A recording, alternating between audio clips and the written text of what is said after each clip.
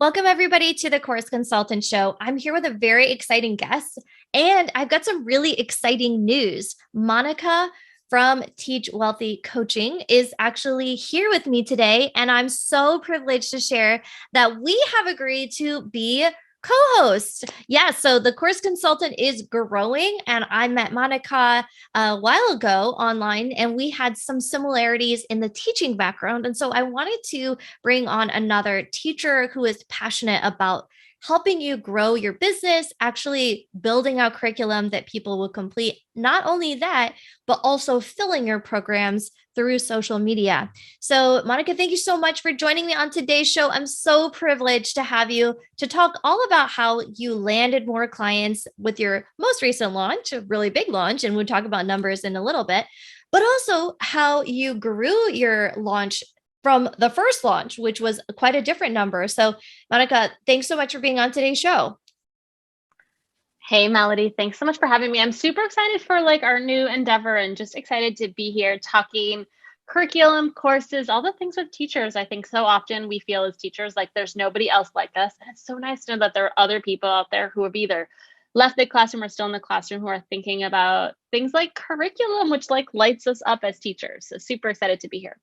Yeah. So one of the things I really wanted to introduce you about is share with other people how amazing your last launch was. So could you share specifics as much as you can about your last launch?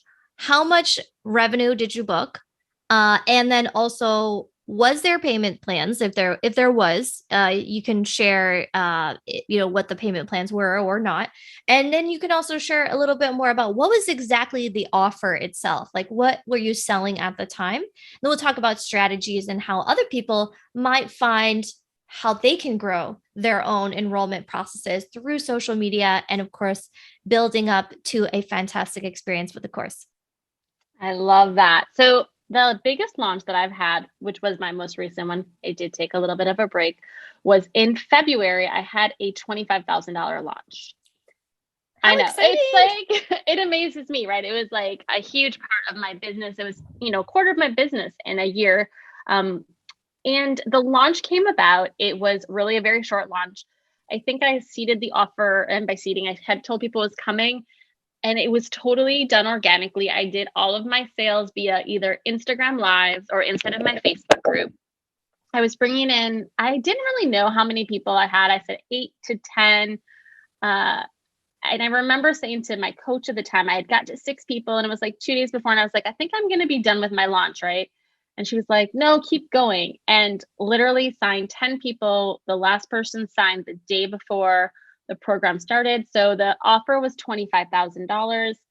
There was payment plans. So I had like half the people do pay in full and half the people did payment plans. And I did 2 payment plans, which I don't really love that I did, but I had one that was 4 payments and one that was 8 payments, a little bit of an extended payment plan.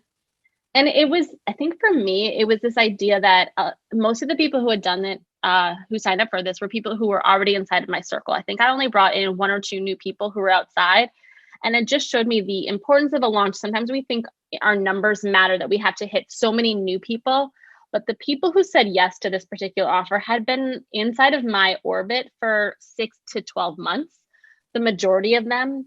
So when it was a yes, I actually think I had the easiest sales calls, which looking back now, I kind of wish they'd been more difficult, because most of the people were already a yes because they knew me. It was just a matter of like getting on the phone and explaining to them, what the offer was exactly, what the container was going to be, and when the dates were going to be. And the offer was called the Launch Visibility and Growth Accelerator, which was a combination of Instagram, how to create a course and launch it really quickly, and how to get more visible.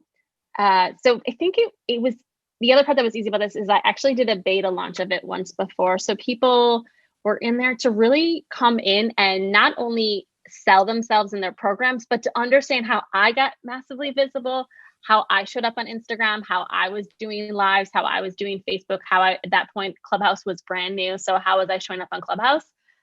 And the majority of the 3-month container focused on that. I ended up having to add extra time to it because just some personal things that happened. And that's something I think is really key too. Like what we launch when we sell, sometimes I don't think it ever should shift, but sometimes it has to shift just because of our personal life. And what was nice is that of those 10 women, I want to say 6 to 7 of them were educators. So about 70% of the people inside of the offer were either still in the classroom or had just recently left. So there was some goodwill, right? When you're a teacher and things happen, there was some goodwill that happened inside of that container. That's exciting. And I really like that. So, when you had your launch, you mentioned the beta launch. So, was the beta launch like how long prior to launching the full scale launch and promotion? Was it like a year before, or how long ago before was that launch? Melody, I'm such a messy launcher. It was in November. So I had done like an 8-week version of it. And what was nice that I think this is where teaching comes into play is that I already know how to create curriculum really quickly. So I had the curriculum, I tested it, and then I revamped it. And I realized that in order to get the transformation or in order for my clients to get something out of it, it had to be longer than the 8-week version of it.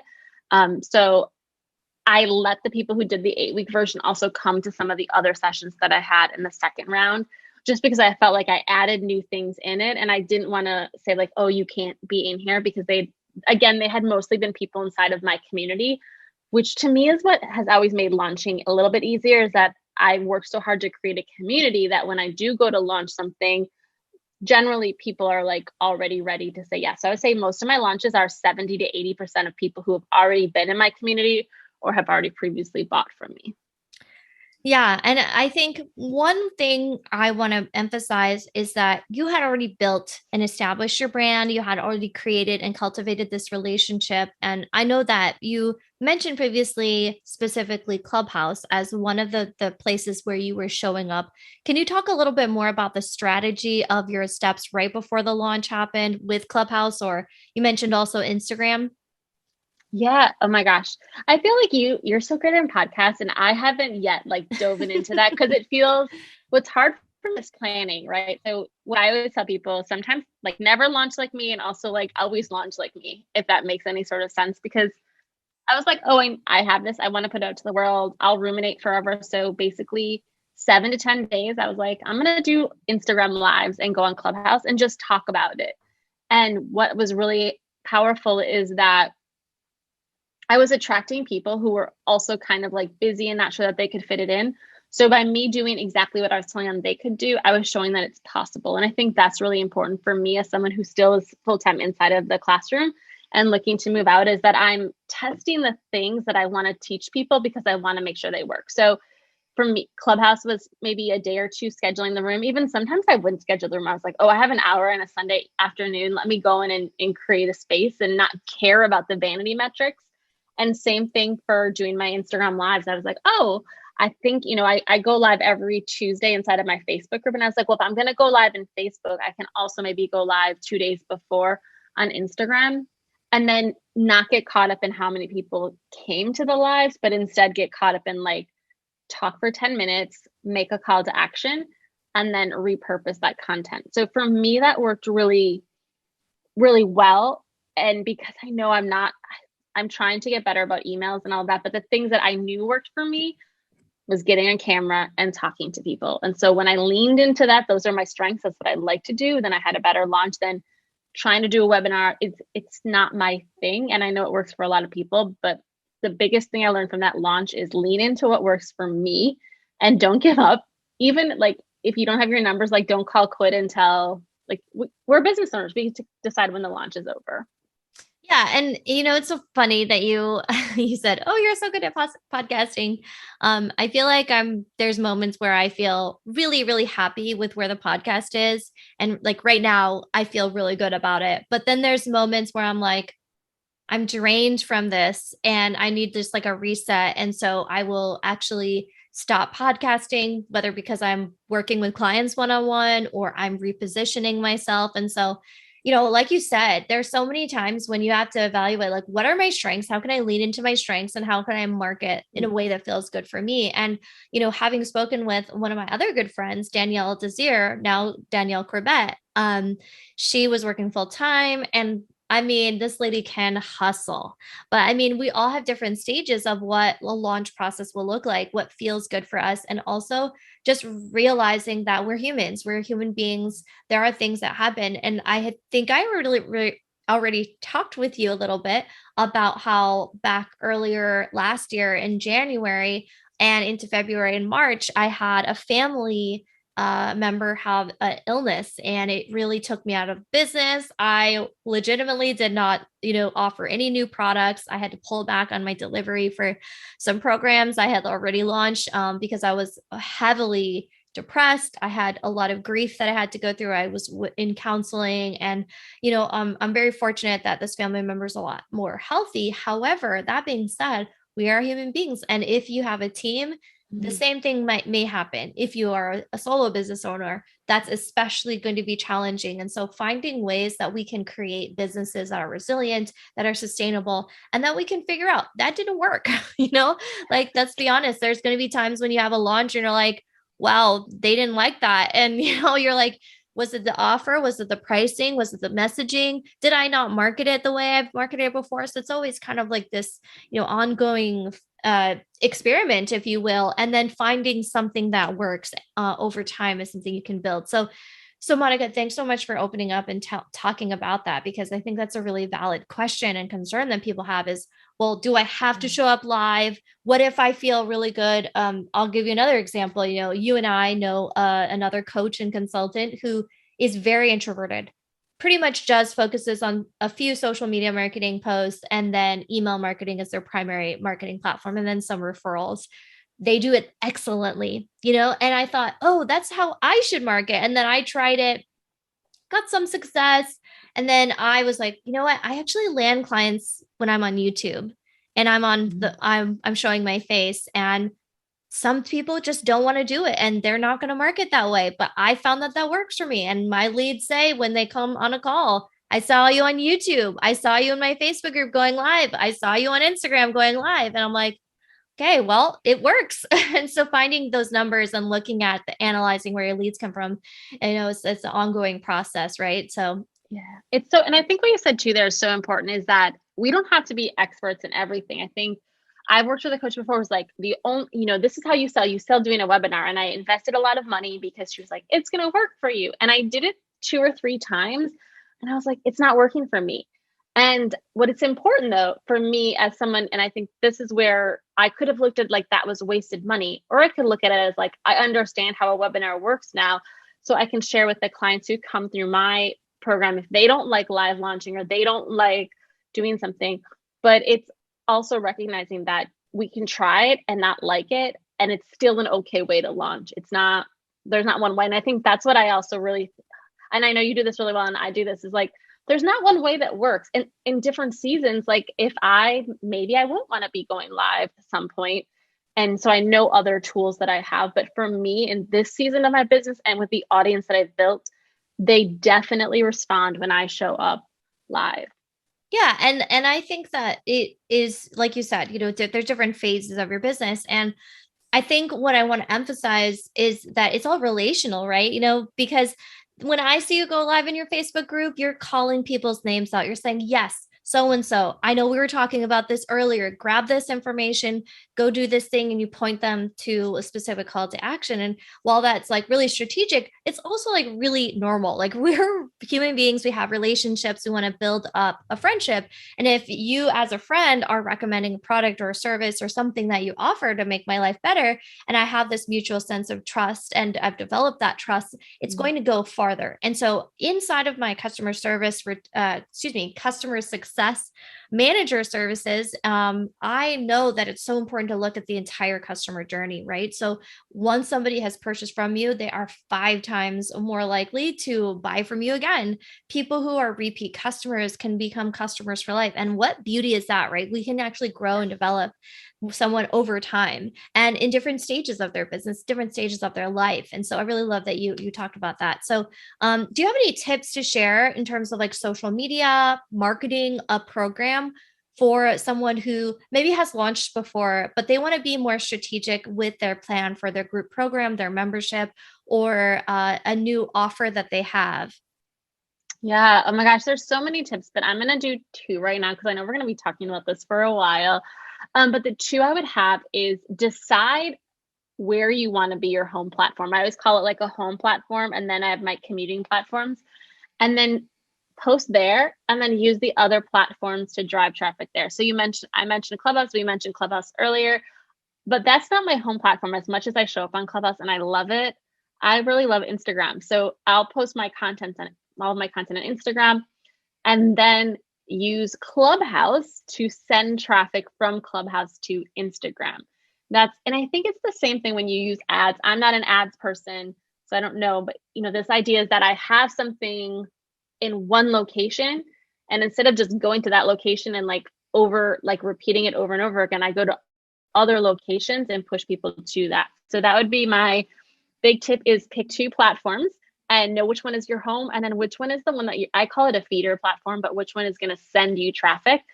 For me, Clubhouse to Instagram has been my customer journey of late. And also it saves time because on Clubhouse, you can now get replays. So I can take that same room that I did on Clubhouse, repurpose it to something else. And as a busy teacher, and I know you know this when you were teaching, like if I can do one thing once and then use it again, it's beautiful. Yeah. And when you create something, especially, in teaching, that can also fuel your marketing efforts. Like I love infographics and aids and all that stuff. And I think what I really have loved over the last year, once I've really started looking at my product selection for my programs and also marketing them more efficiently instead of focusing on building out a new program, which ironically I am building a new program, but Yay! is looking at what assets do I have? Can I grab this infographic from this presentation, pop it into a carousel post? Can I, look at this question that I'm getting like 5 times and put out an FAQ on the sales page, and repurposing stuff that you already have? Because I mean, we already put so much work in developing whatever we're doing. Why not actually use that to help market and give people a full experience? Obviously, everyone's like, there's a balance between selling and giving away everything for free. And that's not what I'm advocating. What I'm saying is more reusing what we have already created in a way that won't make us think and create something from scratch or build the wheel again instead of actually using what we have. So you talked about Love that. Clubhouse. Yeah. We talked about Clubhouse. We talked about um, social media and driving people. Uh, I know that you talked about the platform, and I remember you talking about the audience generation, and you have different places like, Pinterest, and maybe you're posting your reels to Pinterest, or you're posting on YouTube, but your home platform, like I think you said theater, is going to be kind of one place. And I love that because so many people are like, I need to do 5 things. I need to go on LinkedIn, Twitter, Instagram, YouTube, all the places. And then we get overwhelmed. We don't move forward and we can't really track ROI as much. Or, if we have a team, we can look at it analytically, but you have to look at everything and it can be pretty overwhelming. So, where can people find out about what you do? Where would be a good place to send people to if they're like, Monica, you're so amazing, I really want to learn how to strategize these parts of becoming more visible in my business? Yeah. So the best place is my home platform, which is Instagram. It's just at Monica Monfre, which is MONICA as in Frank, RE. I got married, but I didn't change my husband. I didn't change my name on Instagram because I changed it on Facebook, and like people were like, "Who is this girl?" So I just like, we're just gonna keep it what I branded myself on. So Instagram is the place.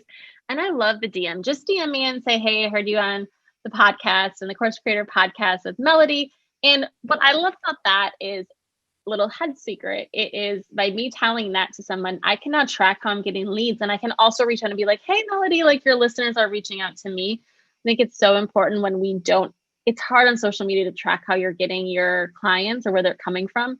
So I say like, DM me where you heard me on, and then I can really understand what did I say there? What were you talking about there? It makes so much more sense. So that's the best place is Instagram. Yeah. And then could you share like any success stories that your students have had, like a story that really stands out that's made you excited to support the clients that you support? Oh my gosh, I just learned there's so much more to the story that I just learned today. So one of my clients does energetic work, and she had been doing reels, and we were talking about them, and she was getting frustrated. They weren't working, and she had like 700 followers. And she messages me one day. She's like, oh my gosh, my reel is going mini viral. I just gained 700 more followers. And then like an hour later, she's like, I now have 7,000 more followers. Her reel went to 1.5 million views, I think, and she gained 13,000 followers. Today, she messaged me and said that Carmen Electra, remember Carmen Electra from like, I think it's MTV, had taken her reel and reposted it on her account. So that, I think, to me is a really good example of somebody who was doing all the things and taking all of the feedback and just testing it and wasn't afraid of like what could happen, and seeing her blow up. Like, she's more followers than I do, but seeing her blow up has been really fun. And what I love about this particular client is every time I'm in a Clubhouse room or on Instagram or someplace, she's always shouting me out. And I think that's a huge part of my brand is I want to shout out my clients. And also I love when they show up and without like a pitch, they're just like, this is, listen to what Monica says. And I feel the same way about you, because I have to say, Melody, I did your course, Miss, and it was so much fun to like grab something. And I really loved so many of the resources. And I tell everybody, like, you have to go check out Melody's course, Miss. It was so great. So to me, it's just how do we like work with people and celebrate them and lean into like the resources that everyone has. So that was a fun story.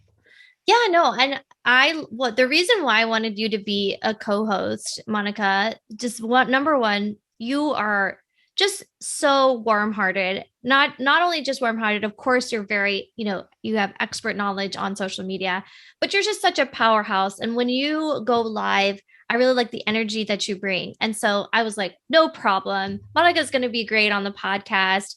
I don't have to worry about training her how to like be on the show. She already speaks to people all the time. And I think that when it comes to the course creation part, like the curriculum, that's also a great tidbit that very extensively. So Monica, thank you so much for being on the show.